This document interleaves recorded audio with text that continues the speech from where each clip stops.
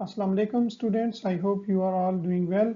And remember, in the last video I explained you what do we mean by what is the difference between action and strategies. So in this video today I will continue the study of dynamic games, and I will tell you what are the problems in Nash equilibrium and what do we mean by non-credible threats in dynamic game, and finally we will define subgame perfect Nash equilibrium. Okay students, so we will understand this subgame perfect Nash equilibrium with the help of entry game. And I already explained this game in the previous video, so you can go there and understand it. But let me very briefly tell you what this game is all about. So this is a game between two firms. One firm is already existing in the market and he is a monopolist. And then there is a new firm who would like to enter into this industry.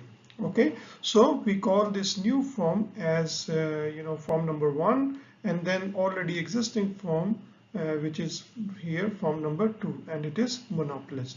Okay, so now the first action is taken by firm number one or new firm. He can decide to enter into the industry, or he can decide to stay out of the industry or market. Okay, so if the firm decides to enter into the market, then there will be a chance for firm number two to act on that, or to give his action against the action taken by firm number one.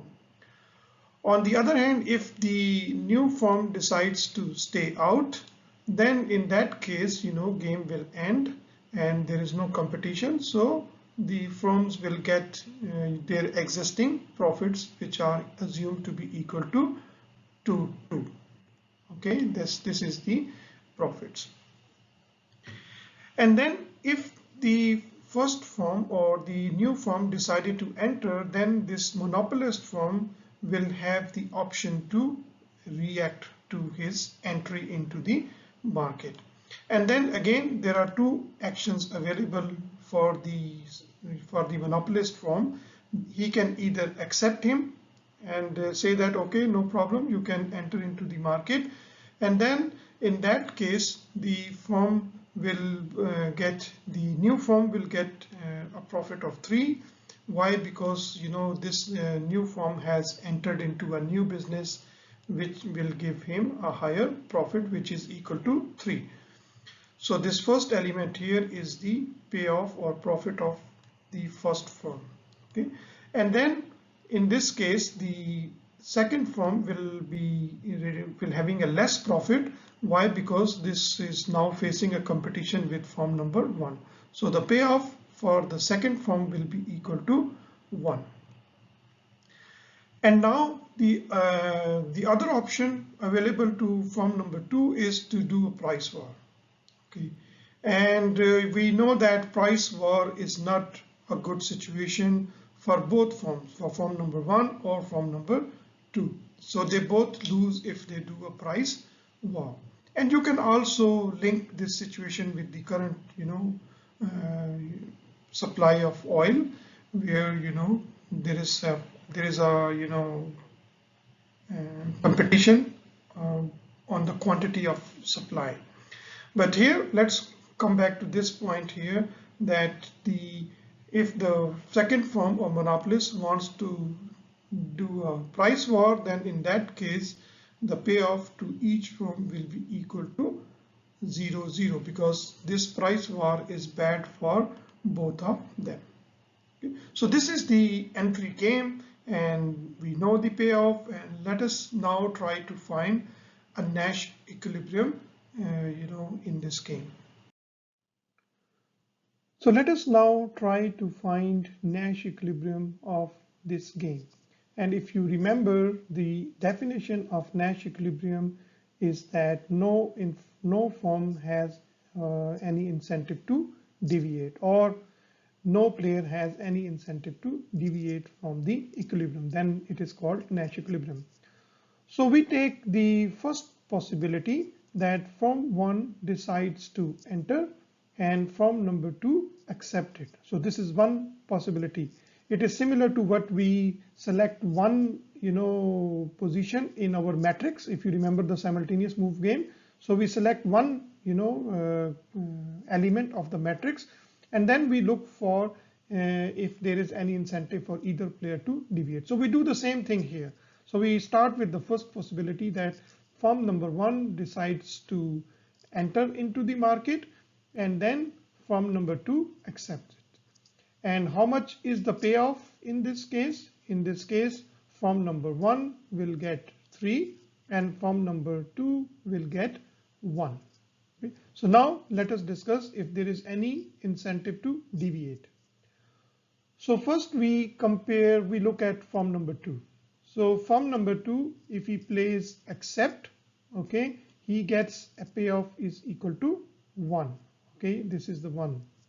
And if he decides to deviate, and if he goes to price war, how much he gets? He gets 0. So this is the only option available for firm number 2.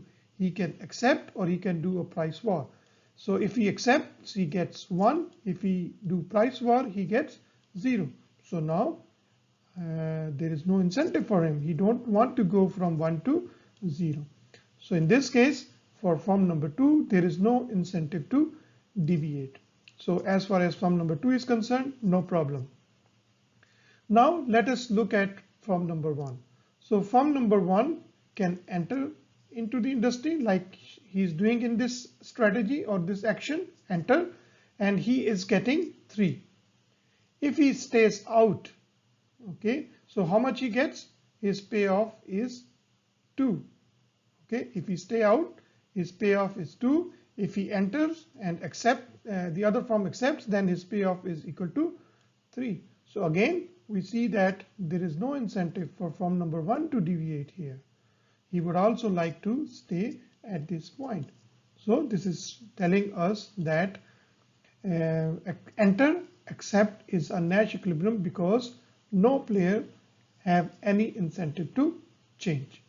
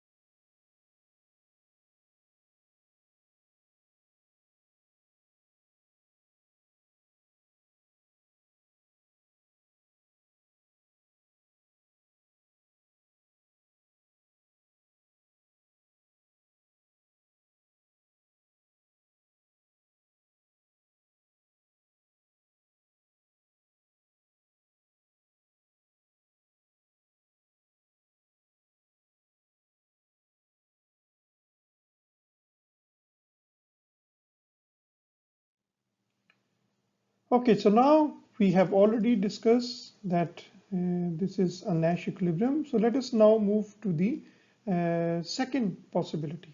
And the second possibility is that there are actually 4 possibilities. So the second possibility that we discuss is that firm number 1 enters, okay, and then firm number 2 do a price war. Okay, so we are looking at this Nash equilibrium. We try to find that if this is a Nash equilibrium or not. So again, how do we find out if it is a Nash equilibrium or not? We simply find out if any player can get higher payoff if he moves from here. Okay, here the form number form number 1 is getting 0 and form number 2 is also getting 0. So let us now first discuss form number 2. So form number 2 is getting 0 by playing price war. So if he deviates, if he don't do price war, he can go to accept. So his payoff will be equal to 1, okay, which is higher than this payoff. So according to the definition of Nash equilibrium, this cannot be a Nash equilibrium. Okay, so this is not Nash equilibrium. Why? Because form number 2 have an incentive to deviate to 1. But let us just for argument, we can also see if there is any incentive for form number 1 to deviate. So what we do, here form number 1 is doing enter and ending up 0. If he decides to stay out because this is the other action available to form number 1. If he decides to stay out, how much he gets? He gets 2. So again, there is also an incentive for form number 1. Why should he come? Why should he decide to enter and there is a price war and he ends up 0? He can simply decide to stay out and get 2. So again, there is an incentive for form number 1 to change his action and get a higher payout. So here we see that for both form number 1 and form number 2, there is an incentive to deviate, which means that this cannot be a Nash equilibrium. Enter and price is actually not a Nash equilibrium.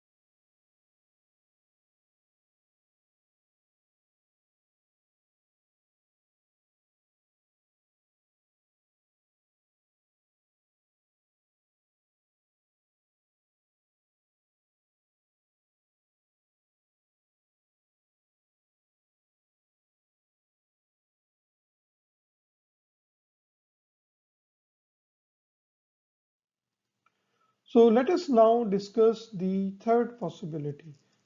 And the third possibility is that firm number 1 decides to stay out and the other firm is doing accept. Okay, so we are basically looking at this if this is an equilibrium. So here if firm number 1 decides to stay out of the market, then the game ends, okay, and each firm get 2. And we want to show that if this is a Nash equilibrium or not. So we have to define an alternative for that. Okay, so alternative for form number 1 compared to stay out is to enter. And if he decides to enter, then the payoff depends if the other firm is doing accept or the other firm is doing price war. So first possibility is that this firm decides to stay out and we assume that the other firm is doing accept. So let us see if this is a Nash equilibrium or not. So let us first look at firm number 1. So here firm number 1 is getting a payoff or profit is equal to 2. If he decides to enter, go to the other action, and he is deciding to enter, and then from 2 is accepting because we assumed it, so his payoff is equal to 3. So it means if form number 1 decides to change his action to enter, he can end up getting payoff is equal to 3. So clearly there is an incentive for form number 1 to deviate. So this is not a Nash equilibrium. And remember, we test that form number 1 stay out and the other form is accepting. We can also look at the payoff for form number 2 if there is any incentive for form number 2 to deviate. He is getting 1 here. If he deviates to price war, he gets 0. So again, there is no incentive for form number 2 to deviate. So we can say that there is no incentive for form number 2 to deviate, but there is an incentive for form number 1 to deviate to get higher payoff. So this is not a Nash equilibrium. So stay out, accept is not a Nash equilibrium.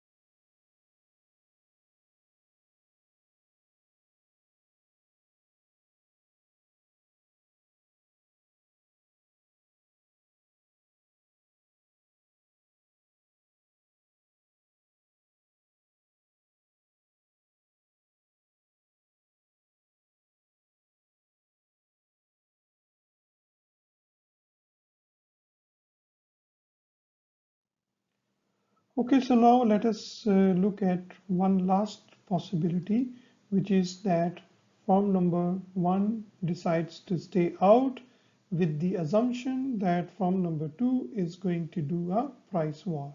So this is what we are looking at. So again, if form number 1 decides to stay out, the game is ending, and form number 1 is getting 2, and form number 2 is also getting 2.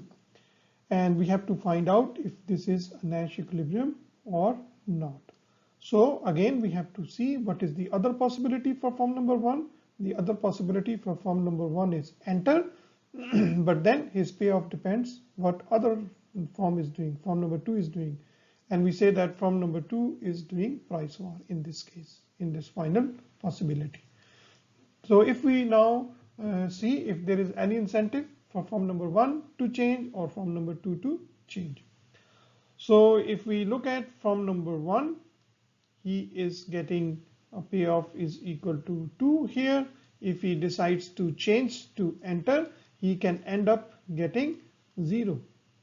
So there is no incentive for form number 1 to deviate because he is happy to stay out, because he knows that if he decides to enter, the other form is doing price war, so he is happy to stay here. And if we look at form number 2, he is getting a payoff is equal to 2 here, and if he decides to do a price war, he is getting 0. So also there is no incentive for form number 2 to deviate from here.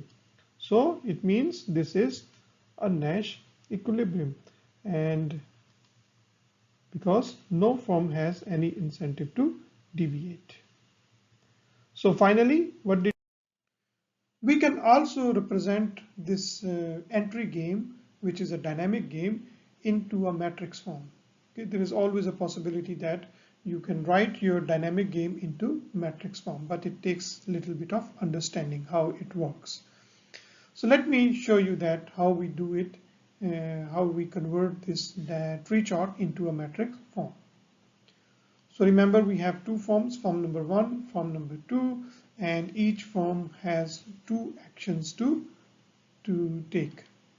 If you look at form number 1, so there are two actions.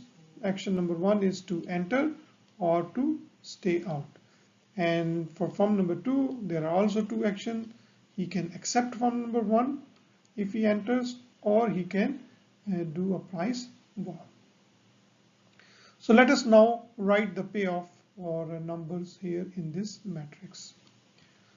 So first possibility again is that firm number 1 decides to enter into the industry and firm number 2 accept. So if you look at this table here, so you see firm number 1 enter and firm number 2 accepts. So we need a number here. Okay. So what is the payoff? We can see the payoff from this game here.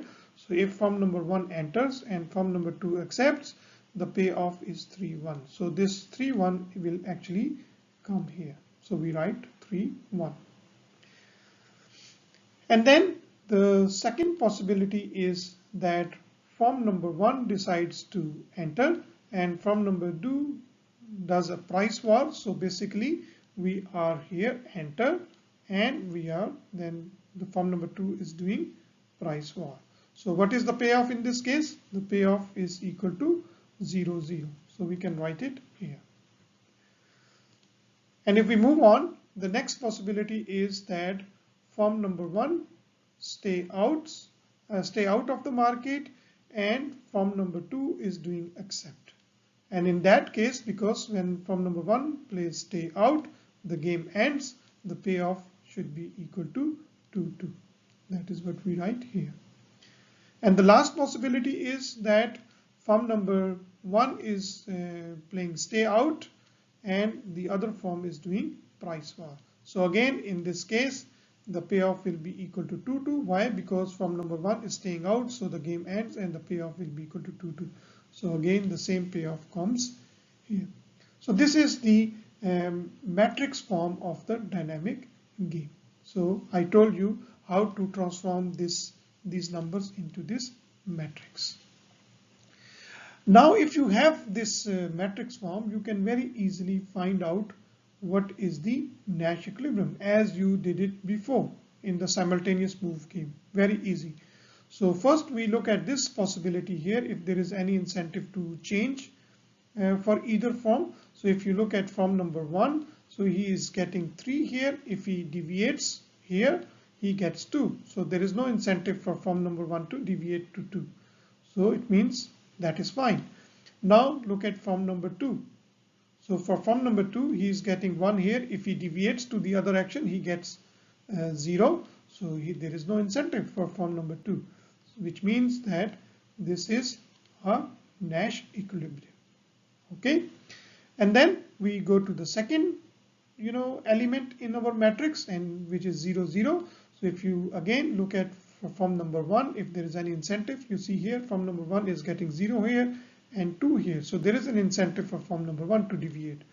So this is not a Nash equilibrium, but let us also compare it for form number 1. So if he deviates from 0, he can go to 1. So there is also an incentive for form number 2. So this here is not a Nash equilibrium. So let us now move to the next thing, which is this number here. Form number 1 decides to stay out and form number 2 is accepting.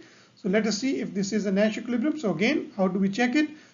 If form number 2 deviates from 2 to this number here, so he can get higher payoff. So there is an incentive for form number 1 to deviate. But for form number 2, there is no incentive. So this is not a Nash equilibrium because there was an incentive for form number 1. And now let us look at the last possibility. So the last possibility here is this. So if you look at form number 1, so he's getting 2 here. If he deviates, he can get 0. So there is no incentive for form number 1. If you look at form number 2, also there is no incentive for him to change from 2 to 2. So this is also a Nash equilibrium.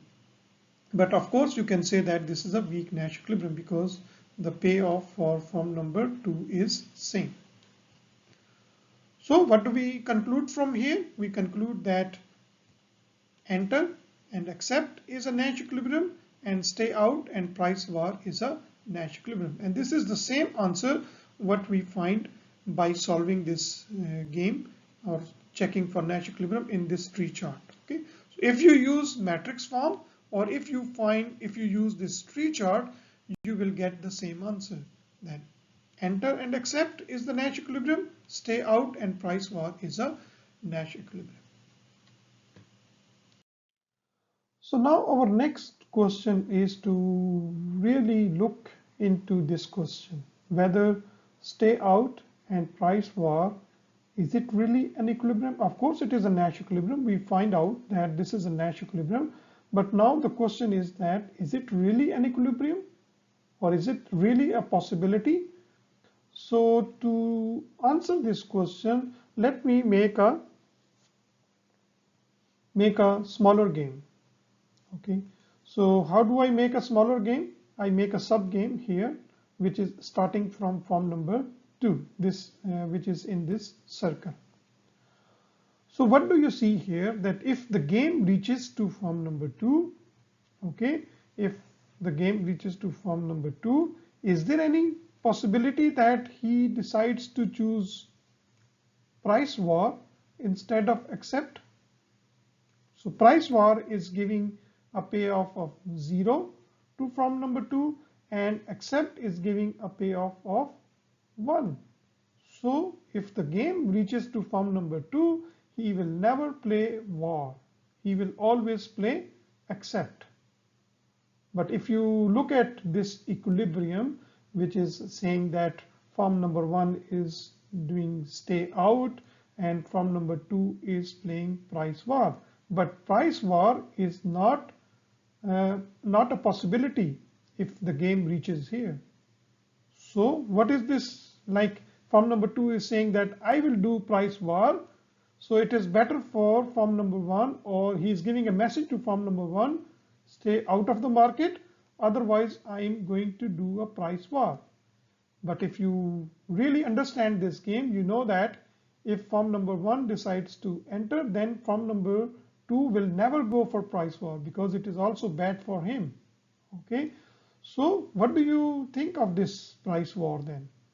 A signal from form number 2 that he will do a price war. This is actually a non-credible threat. Like form number 2 is giving a threat, a warning to form number 1 that please stay out of the market. If you decide to come or if you decide to enter, I'm going to do a price war and then you are going to get 0. But is this threat is really credible? Of course, this threat is not credible. Why? Because if the game, for example, reaches here, if form 1 decides to enter, then form number 2 will never play price war. He will always play accept. So it means this equilibrium, stay out and price war from the second form, is actually not an equilibrium. This is actually a non-credible threat from the form number 2. So what do we learn from here? We learn from here that Nash equilibrium is giving us a wrong answer. Nash equilibrium is telling us that stay out and price war is an equilibrium, but actually we have just proved that this is not an equilibrium. This is just a non-credible threat from form number 2. So there is a problem in Nash equilibrium. So therefore we need another equilibrium concept which removes this non-credible threat. Okay, so now we need to define a new equilibrium concept which is called Subgame Perfect Nash Equilibrium. Why? Because I just showed you that Nash equilibrium is giving us two equilibriums, 2 points or 2 possibilities. One is that form 1 enters and form 2 accept, and the other possibility for Nash equilibrium is stay out and price war. And we have shown that the stay out and price war is actually a non-credible threat. It is not a possibility for equilibrium, because if the game reaches to the sub game or to the second stage where firm 2 is playing, then he will never play this price war. It is never an equilibrium in this sub game. This non-credible threat is not an equilibrium in this sub game. He will never play price war. He will always play accept. Okay, so this possibility here is not a equilibrium.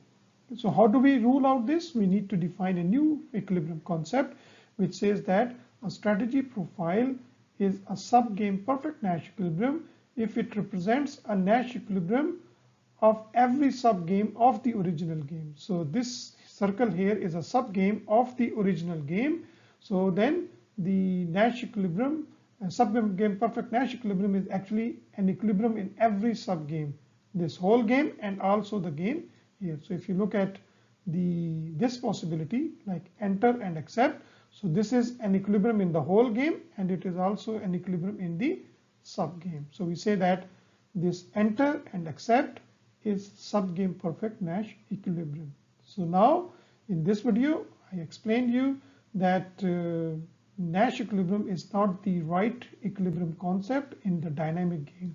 So in dynamic game we have to use subgame perfect Nash equilibrium. Okay, dear students, I hope now you understand what is subgame perfect Nash equilibrium and why do we need it.